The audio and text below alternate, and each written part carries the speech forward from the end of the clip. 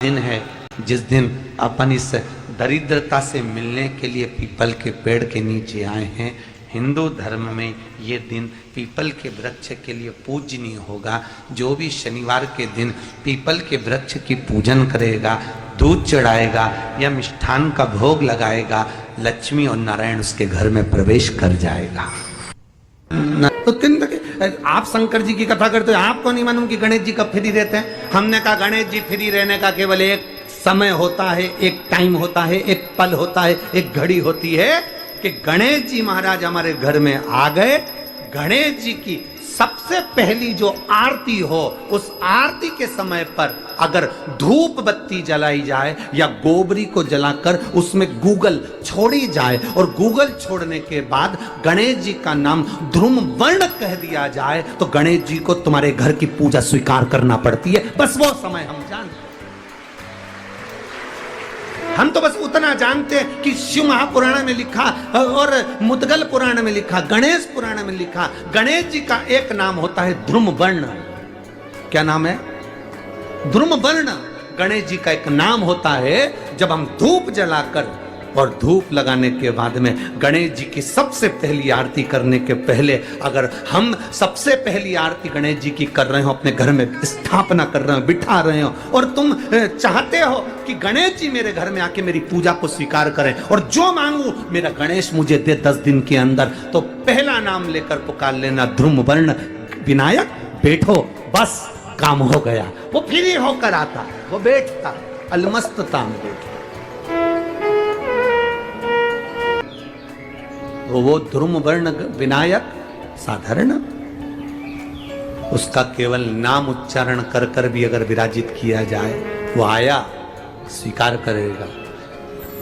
10 आप अभी तक बिठा लेते थे सिद्धि विनायक आओ, मयूरेश्वर आओ, भगवान को बल्लेश्वर पधारो, आपने बुलाया, आया, वो बैठा, वो ऐसा नहीं कि नहीं बैठा, पर हमें समय का भान नहीं हो पाया। हम किस समय पर भगवान को रिझाएं?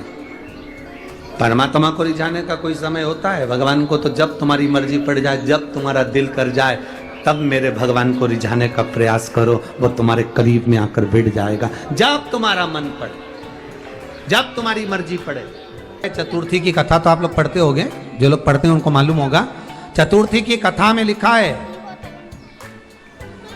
चौथ माता के व्रत में वर्णन किया गया है कि वो आखा दाना जो रखा जाता है, मान लो कोई जरूरी काम होता है तभी आखा दाना को रखा जाता है, संभाल के रखते हैं कि हम इस काम के लिए जा रहे हैं और हमारा ये कार्य सफल होना चाहिए।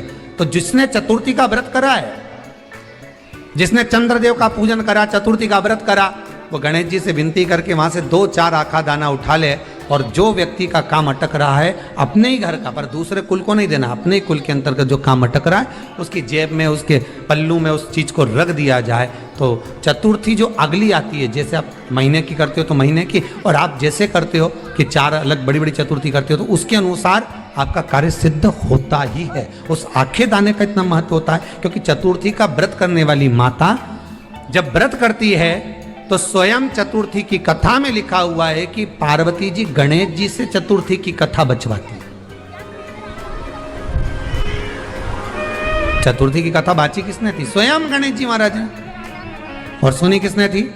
माता पार्वती। बाचने वाले गणेश जी थे, सुनने वाली माता पार्वती थी। तो चतुर्थी की कथा जब होती है तो उसको स्वयं गणेश जी बाच रहा, तो व्रत कौन सुन रही है? माता पार्वती। और आपने जो आखा दाना लिया वो गणेश जी के भाव से लिया, गणेश जी से निवेदन करके, विनय करके, प्रार्थना कर कर उसको प्राप्त किया, आपने उसको लिया।